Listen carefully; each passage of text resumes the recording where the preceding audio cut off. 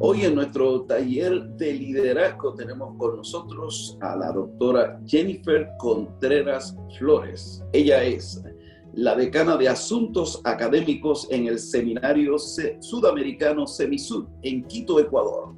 Completó una maestría en divinidad con énfasis en liderazgo ministerial en el Pentecostal Theological Seminary, conocido como el PTS, en Cleveland, Tennessee, y en el 2016 obtuvo un PhD en educación con énfasis en liderazgo educativo de Biola University en el estado de California. Ha colaborado como la directora nacional de educación cristiana de la Iglesia de Dios en Puerto Rico, escritora de lecciones de escuela bíblica para la editorial evangélica y decana de asuntos académicos de la Universidad Teológica del Caribe en Puerto Rico. Además, ha servido como profesora de educación cristiana en varias instituciones de educación teológica y como consultora educativa independiente. Jennifer es ministro ordenado de la Iglesia de Dios y actualmente continúa elaborando proyectos educativos para aportar al avance y fortalecimiento de la educación teológica. Con nosotros, la doctora Jennifer Contreras. Saludos desde la mitad del mundo. Escuché que varios están aquí en Ecuador. Yo llevo aquí en Ecuador unos 4 años ya, increíblemente. El tiempo ha pasado rápido, pero me he sentido muy a gusto. Ecuador es un país muy lindo y ha sido una bendición poder servir aquí en el Semisud. Quiero entonces compartir con ustedes sobre el tema del nuevo rostro del liderazgo, pensando en lo que son las bases teológicas algunas bases teológicas para pensar en algunos principios de liderazgo y pensarlo desde una óptica que yo espero que sea un poco diferente o un poco refrescante. Creo que es mi objetivo mayor. Hablando precisamente del liderazgo, y me encantó el segmento que compartí el pastor al inicio. Recuerdo haber visto esa película, y esa escena, pastor, fue la más que me impactó de toda la película. Realmente, porque es ese líder que te impulsa a dar lo mejor. Y es esa frase que le dice él al joven en un momento, dice: quiero que me des lo mejor y que me prometas que me vas a dar lo mejor. Y esa frase siempre me impactó mucho, porque creo que es lo que hacemos cuando nos comprometemos con el Señor a ser líderes. El Señor nos pide que demos lo mejor y esa es nuestra respuesta: sí, Señor, yo te voy a dar lo mejor. Y me gustaría entonces comenzar con una pregunta, y les voy a pedir que puedan compartir sus respuestas en el chat, y le voy a pedir al pastor que me ayude a leer varias de esas respuestas que se compartan. Y también voy a pedir unos 2 o 3 voluntarios que nos quieran compartir una respuesta con sus micrófonos abiertos. ¿Qué hace que un buen líder sea excelente?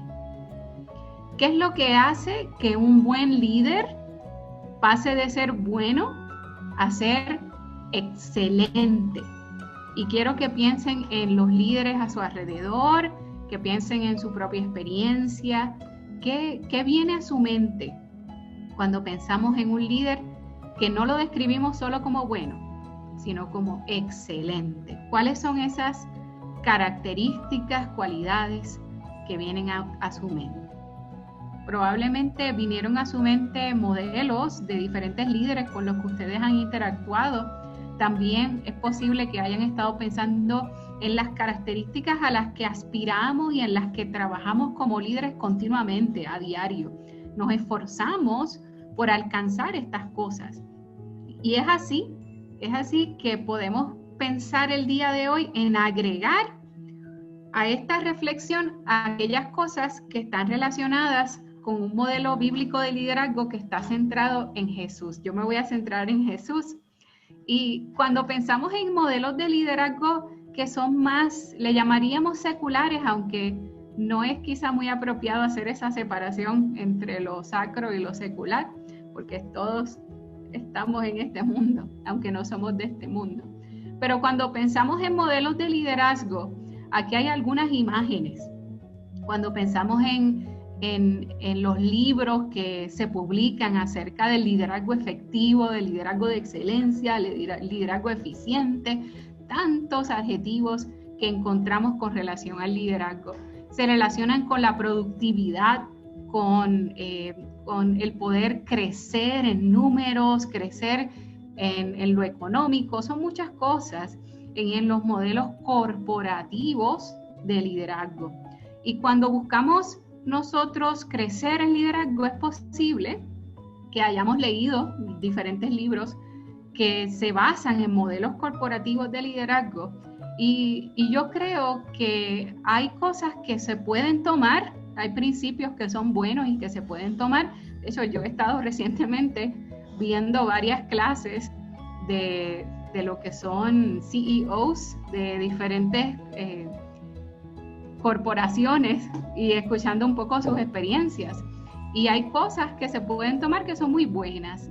Pero cuando pensamos en el modelo del liderazgo cristiano, necesitamos pasar todas estas informaciones que a veces recibimos por filtros. Uno de esos filtros es recordar que las metas que tenemos nosotros como líderes cristianos son distintas a las metas que tiene el presidente de una compañía o alguien que trabaja en un tipo de lugar como lo que es una corporación o una organización distinta a la iglesia. En una compañía, pues sí, la meta es en cierta medida que es productividad, y tanto así que muchas de estos líderes corporativos te dicen, bueno, si una persona no te funciona, si una persona no trabaja bien, ponlo en un tiempo de probatoria y si no te funciona, deshazte de esa persona rapidito. Dale los 3 meses y después de los 3 meses despide a la persona y déjale saber que es que no es compatible con las metas de la compañía. O si no hay productividad o si no se ve un aumento en números. Y esas cosas encajan con lo que es el objetivo, las metas de una corporación o una compañía, pero no encajan con las metas que tenemos nosotros como líderes de una iglesia, como líderes del cuerpo de Cristo, como líderes en la comunidad de fe. Y pues ese es el primer filtro en el cual tenemos que considerar al pensar en principios de liderazgo, el primero y el más importante. Es así que hoy entonces me gustaría que nos enfocáramos en examinar nuestras concepciones de liderazgo a la luz del modelo de Jesús. A mí me encanta Jesús. Jesús es mi referente para todo. Cuando hablo a los maestros, les hablo de Jesús, y ahora que estoy compartiendo con líderes de la iglesia, qué bueno es poder mirar el modelo de Jesús. Y la meta es poder considerar maneras en las que puedo reforzar o puedo aplicar estos conceptos en mi propio liderazgo. Así que mientras vamos yendo sobre las características del liderazgo de Jesús, en este nuevo rostro del liderazgo que veo yo en Jesús y que quiero compartir con ustedes, sería chévere, dicen en mi barrio, hacer un examen, un autoexamen de si esta característica se parece a mí o si esto es algo en lo que yo reconozco que debo seguir trabajando, que es un desafío para mí. Y en esa dirección vamos mientras discutimos estas características. La primera de ellas tiene que ver con el hecho de que Jesús tenía una visión que trascendía, una visión que trasciende y una visión que permanece. Cuando Jesús comienza a trabajar con los discípulos, fíjense que precisamente Él estaba constantemente rodeado de multitudes. Él estaba con multitudes, miles de personas lo escuchaban en ocasiones. Sin embargo, Él tenía muy claro que Él tenía un tiempo de ministerio en la tierra y que quería que lo que Él estaba construyendo permaneciera y trascendiera. Ese es el modelo de Jesús y eso es algo que a mí me impacta mucho, porque Jesús vino con una misión específica que es proveer la salvación de la humanidad a través de su sacrificio, resucitar para darnos una esperanza de vida eterna y a su vez el trabajar con este grupo que luego iba a continuar el trabajo que él estaba haciendo. Me encanta eso de Jesús. Me encanta que Jesús no se enfocó en él, en que este es mi tiempo y iba a acaparar quizá todo, de manera que cuando Jesús no estuviera, ¿quién iba a seguir? Y me parece que la aplicación en cuanto a nuestro liderazgo tiene que ver con hacer ese examen de que lo que yo esté haciendo trascienda mi persona. Entonces, este ministerio que yo hago no es el ministerio de Jennifer. ¿O qué está pasando ahí? O es el ministerio de Jennifer, o es la iglesia de Jennifer. No. Esta iglesia es la iglesia del Señor y por consiguiente, mientras el Señor me regale en su misericordia a servir, estoy aquí. Y cuando ya el Señor me mueva a otro lugar, esa visión permanezca, esa labor permanezca. Y es importante que nuestra manera de proceder considere esto. Miren, en Hechos capítulo 1, esos versos 7 y 8 que nosotros conocemos muy, muy bien, Jesús da esas instrucciones a los que van a estar en el aposento alto y ahí les dice, yo quiero que ustedes vayan, o sea, aquí hay algo más, donde lo que ustedes van a recibir les va a permitir ser mis testigos en diferentes lugares del mundo. Y bueno, hasta los fines de la tierra. Y de eso se trata, que sea una visión que trascienda mi persona y se siga expandiendo. Un segundo elemento o característica en este rostro del liderazgo en Jesús es que los logros de Jesús tenían rostro. No se trataba de números con Jesús, se trataba de personas. Y eso a mí me impacta mucho también de él.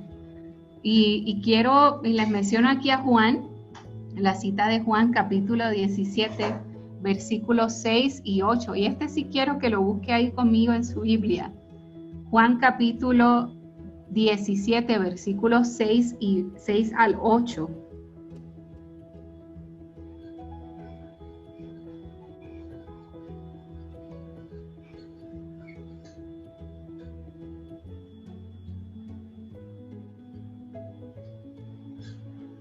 En este momento, en esta oración de Jesús, y es lo que él está orando, ya preparándose para el momento en que ya va a comenzar lo que es el Calvario, lo que es este tiempo de entregar su vida.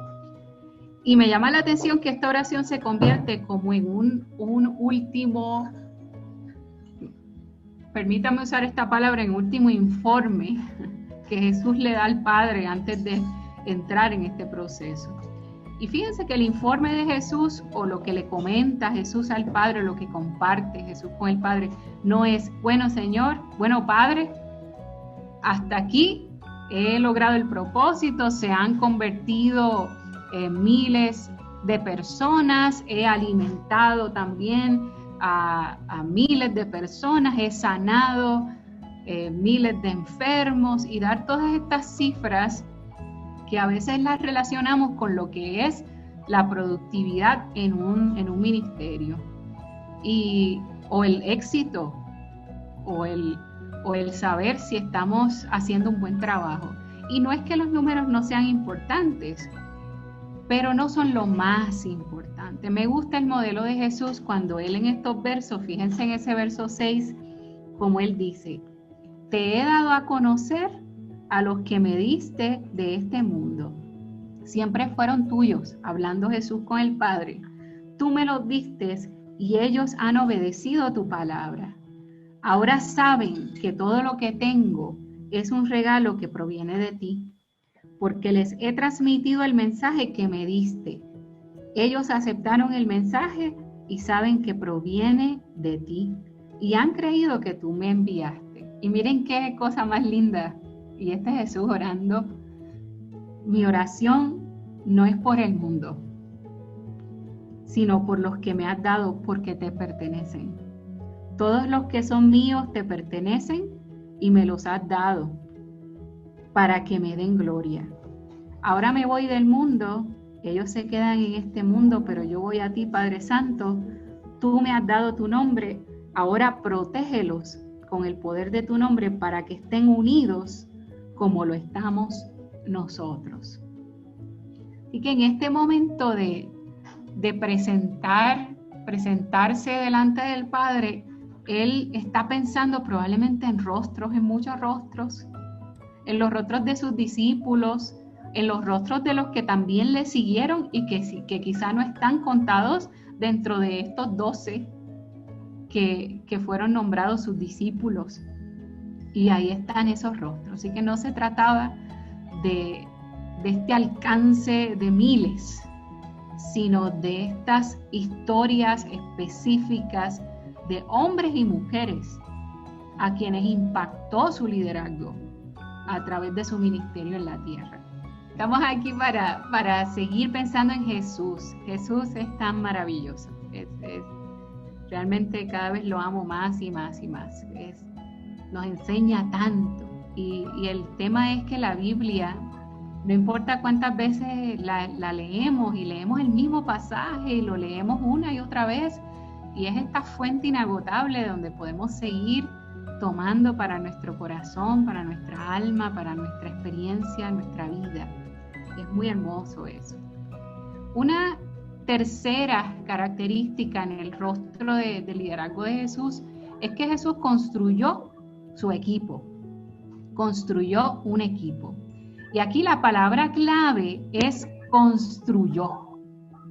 ¿Se acuerdan lo que hablábamos cuando pensamos a veces en este modelo corporativo, donde lo que normalmente te dicen es: rodéate de la gente que sean los mejores, rodéate de los mejores, rodéate de las personas que van a facilitar todo, que van a ser como el Dream Team, dirían en inglés, o ese equipo de ensueño que te va a llevar al éxito.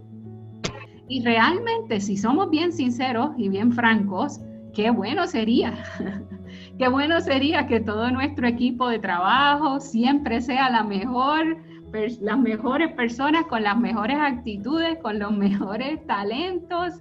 Eso sería fantástico. Pero no siempre es así.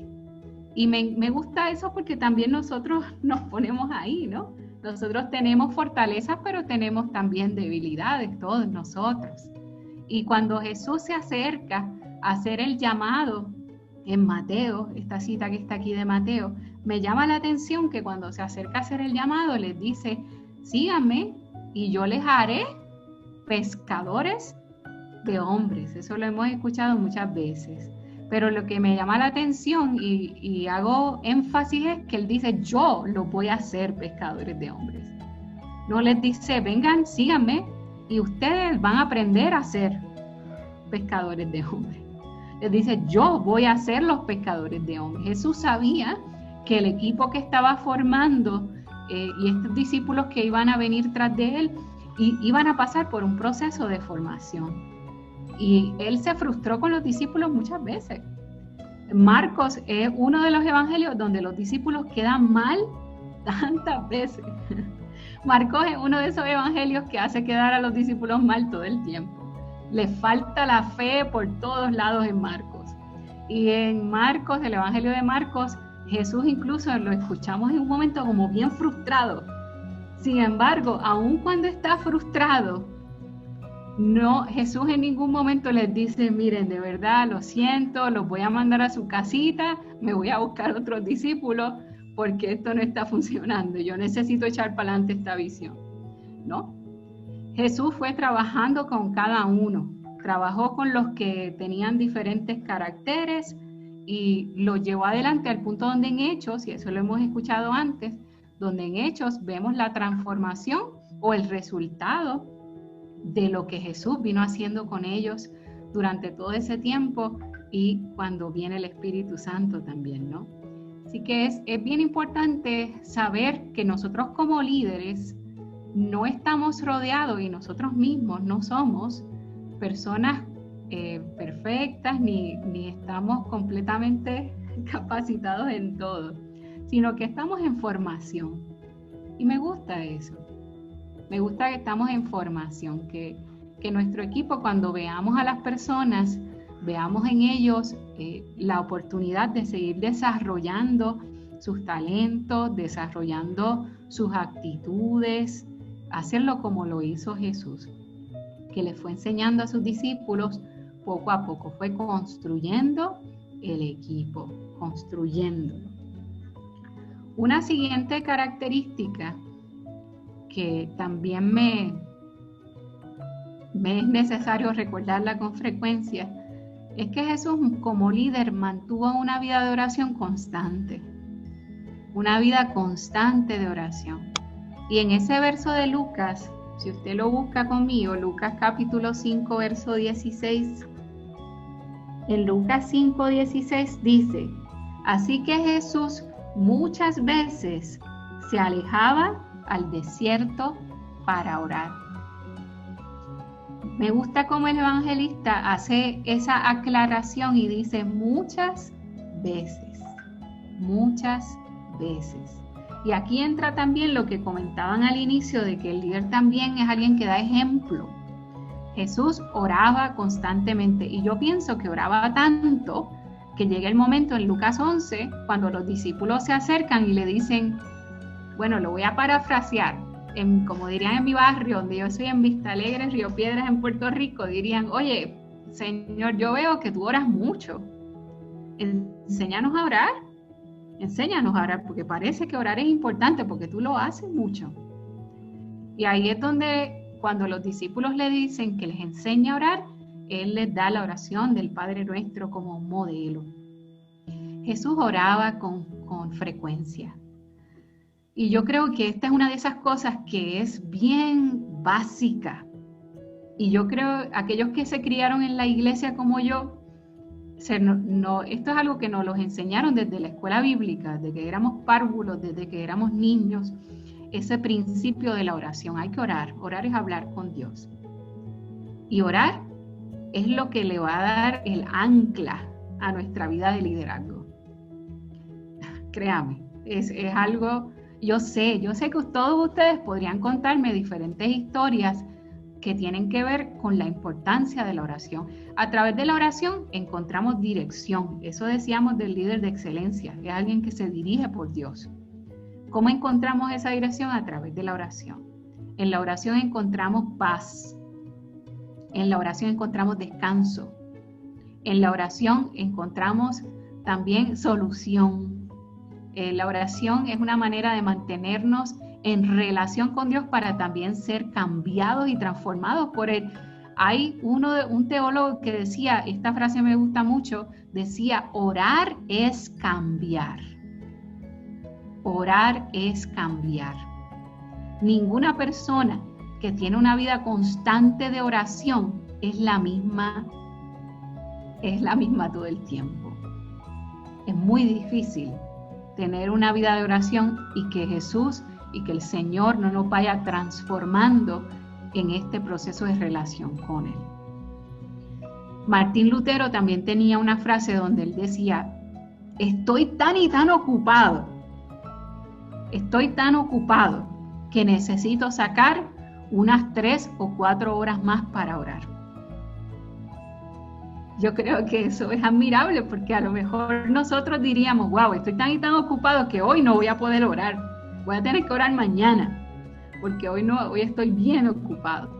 Sin embargo, en estos líderes importantes de la iglesia también vemos en ellos la importancia y el papel central que tenía la oración. Esto es algo, como les decía, bien básico, pero es que en estos fundamentos se nos va la vida. Aquí es donde está esas piedras fundamentales sobre las cuales se construye nuestro liderazgo.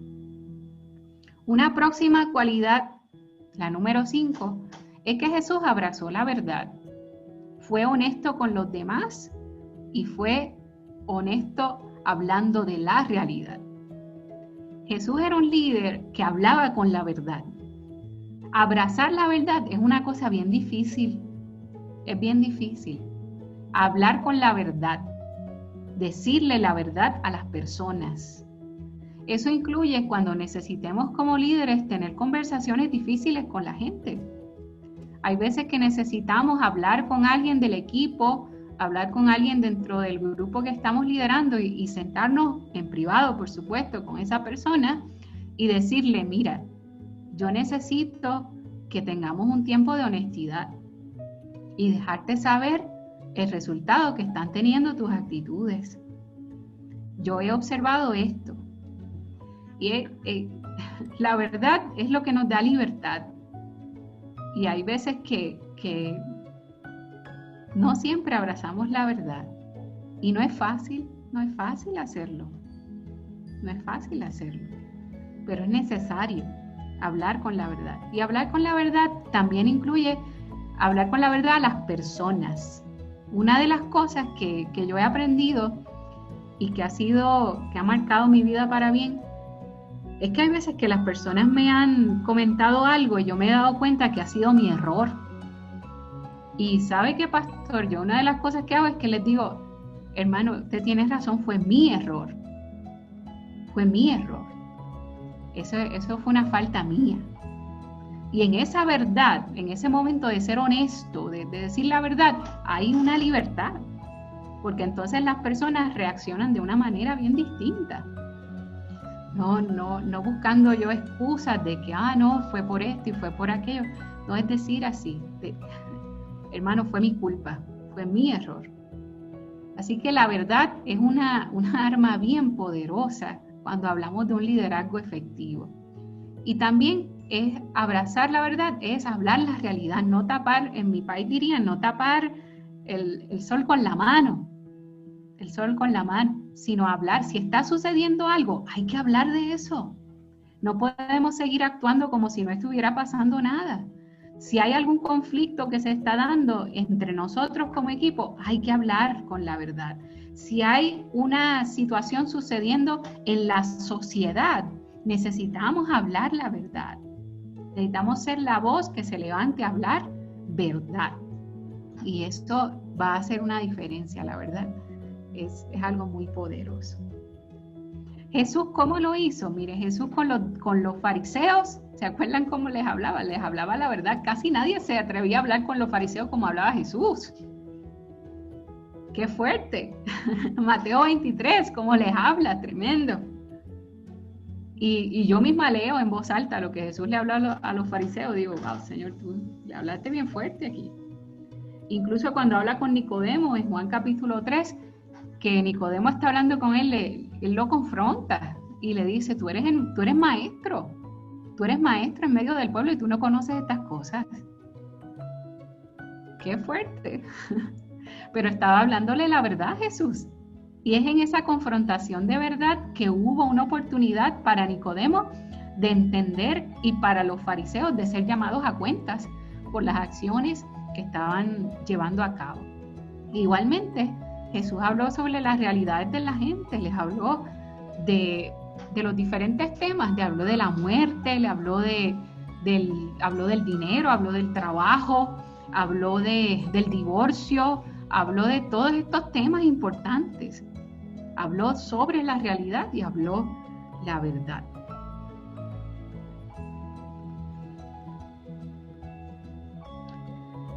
Una siguiente característica es que Jesús supo ser vulnerable y mostrar su humanidad. Qué increíble, Jesús era el Hijo de Dios. Todo Dios y todo hombre. Sin embargo, como vemos en los evangelios, Jesús supo mostrar su humanidad y ser vulnerable. El mejor ejemplo de eso está en el Getsemaní, cuando vemos a Jesús tan y tan quebrantado. Y eso a mí me llena de esperanza como líder.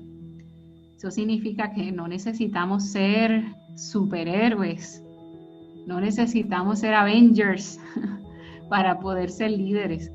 Es ser humanos, mostrar quiénes somos, mostrar que hay veces que tenemos días buenos y hay veces que tenemos días difíciles, que hay veces que estamos muy fuertes y hay veces que estamos cansados. A mí me encanta que los evangelios hablan de que Jesús tuvo hambre, de que Jesús lloró, de que Jesús se cansó, de que Jesús durmió. Me encanta leer eso en los evangelios, porque me habla de alguien que es humano. Jesús se enfadó. ¿Se acuerdan cuando volteó todas las mesas en el templo? Se enfadó, le dio coraje. Y ahí está. Ahí vemos todas estas emociones en Jesús. Y cuando lo vemos en el Getsemaní y le dice al Padre estas cosas, si es posible, pasa de mí esta copa. Y es algo bien impactante, porque sentimos cuando leemos esos relatos, ese dolor, ese momento tan duro que estuvo pasando Jesús. Lo que me llena a mí de esperanza al momento de ser líder y saber que ser humano, ser de carne y hueso, no está mal. Creo que como líderes, a veces sin darnos cuenta, me parece que muchas veces pensamos que necesitamos ser invencibles, que necesitamos siempre tener la solución a todo y estar siempre fuertes y tener respuestas. Y yo creo que nos libera. Eso es una carga bien pesada. Hermanos. El ser humanos y ser vulnerables es algo que nos libera. Yo recuerdo, y esto no se me olvida, miren, una vez yo tuve una experiencia de una pareja que ellos perdieron a su bebé apenas unos 2 días de haber nacido. Y me acuerdo que me llamaron para yo estar presente en el funeral del bebé. Hermano, ese ha sido uno de los momentos más difíciles que yo he tenido en mi vida, en mi liderazgo. Y yo llegué y ese papá, llorando, me decía, ¿qué pasó? Yo oré, yo le pedí a Dios, yo le dije, yo le oré tanto y no hizo nada. ¿Por qué pasó esto? Y yo creo que hay veces que sentimos que necesitamos ser tan fuertes y empezar a dar explicaciones y soluciones. Y en ese momento yo empecé a llorar con él y le dije, yo no sé, pero estoy aquí y voy a llorar contigo y con tu esposa y estoy aquí. Y ese dolor fue bien terrible. Igual que pensar en todas las veces en que nosotros como líderes igual pasamos momentos duros con nuestras familias y está bien llorar, está bien preguntar, está bien molestarse con Dios. Todas esas cosas son parte de la jornada humana que tenemos. Y si Jesús lo hizo, entonces nosotros creo que tenemos ese espacio también. Hay un libro que se llama El Caballero de la Armadura Oxidada, que a mí me gusta mucho. No es un libro cristiano, no es cristiano, pero es un cuento bien chiquito, usted se lo puede leer en una sentada. Y es muy bueno para pensar un poco en la vulnerabilidad y lo importante que es eso. La característica número 7 en cuanto al liderazgo de Jesús que quiero compartir con ustedes es que me parece que Jesús supo balancear la convicción y la compasión. Supo balancear la convicción y la compasión. De hecho, me parece que en algunas ocasiones su compasión pesó bastante. Y eso es importante en el mundo en el que vivimos hoy. Miren, yo he estado pensando mucho en las noticias recientes, en los Estados Unidos, en Puerto Rico, en América Latina. Y se escucha todo esto de lo que es la comunidad LGBT, de lo que es todas estas leyes que buscan aprobar el aborto. Todas estas situaciones donde las mujeres dicen yo soy dueña de mi cuerpo, yo decido qué hacer. nadie me puede decir. Son tantas cosas. Y la reacción que yo tengo es, wow, Señor, qué tremendo desafío tenemos nosotros como iglesia. Y hay una función de voz profética que tiene la iglesia definitivamente, de poder hablar, de no quedarse callada ante las situaciones que se dan y que atentan contra los valores cristianos y lo que es la familia, todos estos elementos que son importantes y no negociables dentro de la fe. Pero agrego a eso que si yo me encuentro a una persona que viene de un estilo de vida que es que yo no estoy de acuerdo, cómo a veces nuestras convicciones superan nuestra compasión. Y si viene alguien que tiene un estilo de vida homosexual y empieza a hablar conmigo y me dice, y yo esta historia yo la recuerdo con frecuencia porque a mí me impactó mucho, de un joven que dice, yo no voy a volver a poner un pie en la iglesia porque, no voy a volver a poner un pie en la iglesia, y era un joven homosexual. La convicción puede llevar a una persona a decir, tienes que hacerlo. ¿Cómo? Porque el único camino de salvación para ti es que vengas a la iglesia, que vengas a los pies de Cristo para que Cristo te transforme y haga algo con tu vida. Pero escuchando algo así, aunque todo eso es verdad, escuchando algo así, mi corazón se tiene que llenar de compasión por este joven. Y escuchar qué fue lo que le hizo llegar a esa decisión. No volver a poner jamás en la vida un pie en la iglesia. Y escucharlo responder y decir, es que yo cuando era adolescente, yo me crié en la iglesia, y cuando era adolescente y empecé a sentir todas estas cosas, oraba y me escondía, y cuando finalmente lo compartí con alguien, me dijeron que era un pecador, y me dijeron que tenía que cambiar o no podía volver a la iglesia. Y como no pude cambiar, me fui de la iglesia. Wow, hermanos, a mí eso me sacude mucho. Porque me parece que nos toca llenar nuestro corazón de compasión, no para, y creo que ustedes me entienden bien en qué estoy diciendo, llenarnos de compasión no es ser lenientes con los comportamientos que no agradan a Dios, sino es llenar nuestro corazón de compasión para brindarle a la gente el amor y el oído atento que muchas veces necesitan. Y es en el escuchar la historia de la gente que muchas veces podemos llevarles precisamente a tener oportunidades de escuchar el mensaje de salvación. Y eso creo que a mí me sacude mucho. Y si yo misma dijera, esta es una de las cosas en las que quiero trabajar en mí misma, de poder balancear la convicción y la compasión. Y Juan 7, de lo que habla es de la mujer adúltera. Ustedes se acuerdan de esa historia, ¿verdad? Cuando encuentran a la mujer en el acto del adulterio, la llevan, hay que apedrearla. La convicción es que es una pecadora. Y llega Jesús y dice, el que esté libre de pecado, que lance la primera piedra. Y esa convicción fue balanceada con compasión, y cuando todo el mundo dejó las piedras en el piso, Jesús se acerca a ella y le dice, mujer, yo no te acuso tampoco, ve y no peques más, Y hay mucho que aprender ahí. Tenemos un mundo bien necesitado, bien ciego de no encontrar el camino.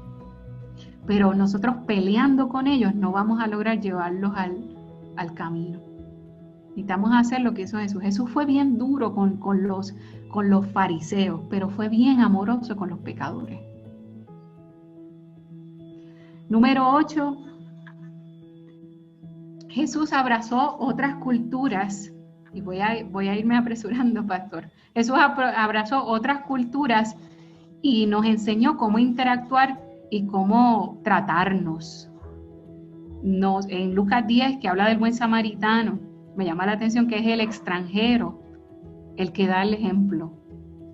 Y Y Jesús estuvo interactuó con la samaritana. Él nos enseñó cómo tratarnos a aquellos que somos de otras culturas, aquellos que venimos de otros lugares, y hay veces que se dan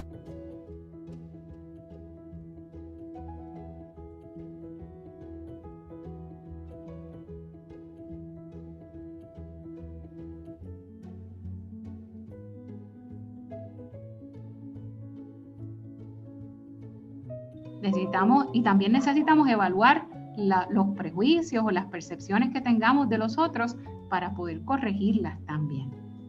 Jesús supo integrar y recibir a las personas con necesidades especiales. Me encanta eso de Jesús. Jesús estuvo trabajando con personas que tenían diferentes situaciones y siempre las recibió. Y nosotros, cuando tenemos personas con necesidades especiales en la iglesia, qué importante es que se puedan sentir bienvenidas, integradas, que se puedan sentir que nosotros estamos, y que cuando Jesús extiende la mano y toca al leproso, una de las cosas impactantes es eso. Wow, imagínense cuántos años ese leproso estaba esperando que alguien le tocara físicamente. Esa ternura, ese poder recibirle. Y Jesús supo recibir e integrar a las personas con necesidades especiales a través de su ministerio. Cuando hay veces que la gente me dice, no, es que en mi iglesia no hay personas con necesidades especiales.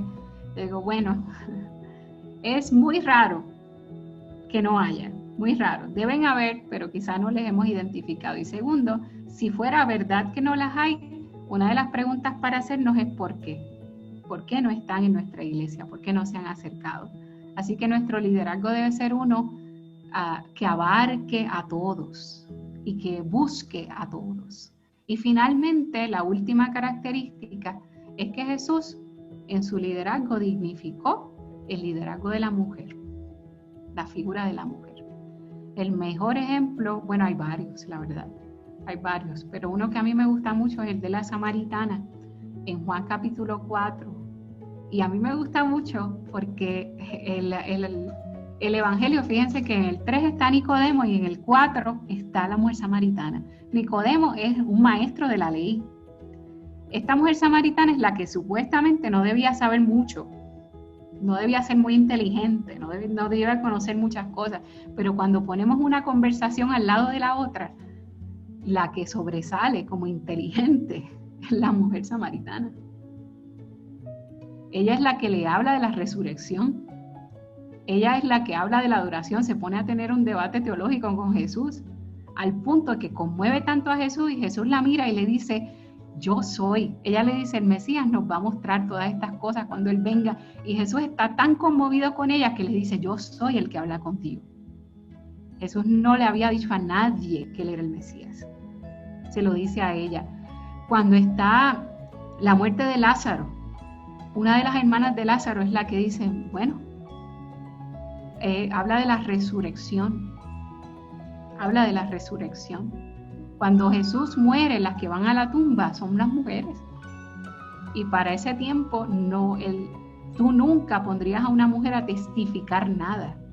No se le daba ese valor al testimonio de una mujer, y Jesús permite que las mujeres sean las primeras que atestiguen a su resurrección. Así que esas son algunas de las muchas instancias en las que Jesús dignifica el liderazgo de la mujer. Seamos también nosotros los que hagamos eso por nuestras mujeres, por las esposas, por nuestras hijas, por nuestras nietas, por nuestras hermanas, por nuestras sobrinas. Abramos ese camino por ellas y para ellas en la iglesia del Señor. Muy bien, me detengo aquí con una pregunta que es para que podamos reflexionar, y estas dos preguntas se las voy a dejar para que ustedes puedan reflexionar en estos últimos minutos y también que las lleven con ustedes. Y es, ¿qué características del liderazgo de Jesús, con cuáles te identificas? ¿Con cuáles de ellas tú puedes decir, yo creo que yo estoy haciendo eso?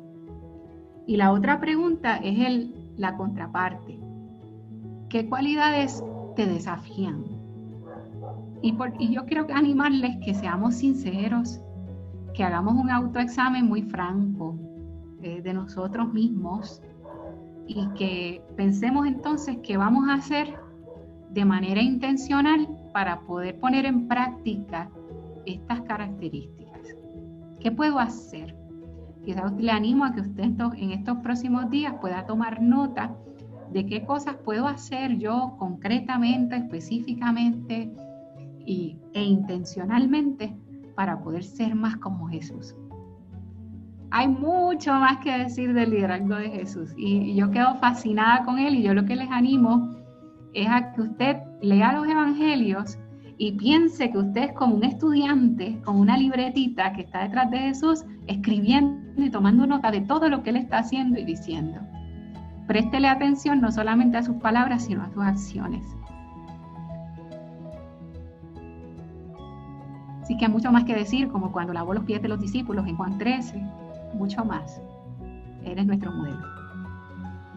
Gracias, Jennifer. En esta noche nos ha llevado, ¿verdad?, a este tiempo de reflexión y de evaluar cada una de esas características que nosotros como líderes tenemos que desarrollar de igual manera con el modelo de Jesús. Me parece que el modelo perfecto es Jesús, y en donde presenta características que son muy, muy interesantes para la vida de cada uno de nosotros, en las cuales tenemos que aprender de él.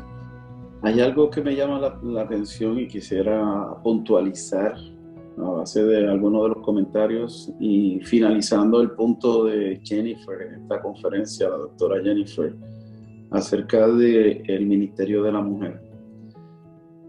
Si yo hago un sondeo ahora mismo, yo creo que tenemos aquí en este mismo foro más mujeres que hombres.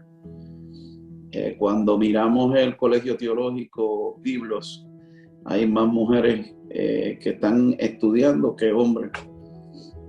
En los últimos tiempos se han levantado mujeres poderosas y empoderadas en la palabra y en la administración, y hoy a mí me enorgullece el que aquí nuestra invitada es una mujer la cual Dios ha colocado como una de las decanas de la Universidad Semisur, una puertorriqueña que salió de la isla y está hoy en un lugar en donde por muchos años predominan los hombres. Y aquí hay una mujer.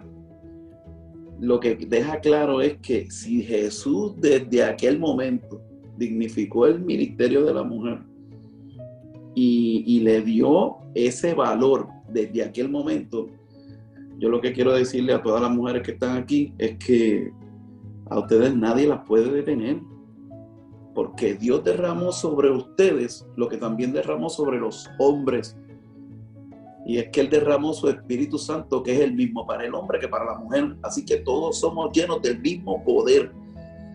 Entonces no podemos nosotros ponernos los límites, porque Dios los sacó del medio. Y ese poder se derramó sobre la vida de cada uno de ustedes.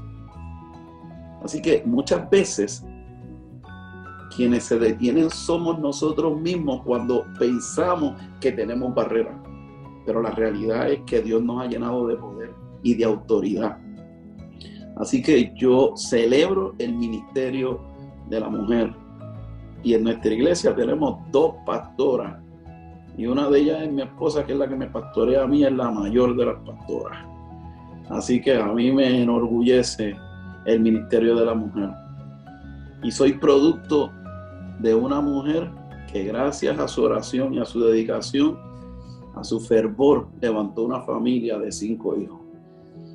Y soy testigo de una abuela que levantó 11 hijos y que fue una mujer al lado de un siervo que trabajaron en Puerto Rico para levantar la iglesia de Dios en Puerto Rico. Así que el rol de la mujer no queda relegado. No, es nosotros entender y saber que no hay límites, porque Dios nos llena de poder y de autoridad. Así que mujer, levántate. Mujer en Colombia, no dejes que las barreras se pongan en el medio con pensamientos quizás de algunas denominaciones o de hombres que quieran ponerlo. No, Dios en su palabra te dio la fortaleza y derramó sobre ti ese Espíritu Santo, que es el mismo que se ha derramado sobre toda carne. Así que celebramos el ministerio de la mujer y queremos darle un aplauso ahí mire, con las manos a nuestra invitada, doctora Jennifer. Gracias, Jennifer, por compartir con nosotros en esta noche esa palabra poderosa. Así que estamos muy contentos y regocijados y satisfechos porque en esta noche Dios te ha usado para ministrar a nuestros corazones de manera especial.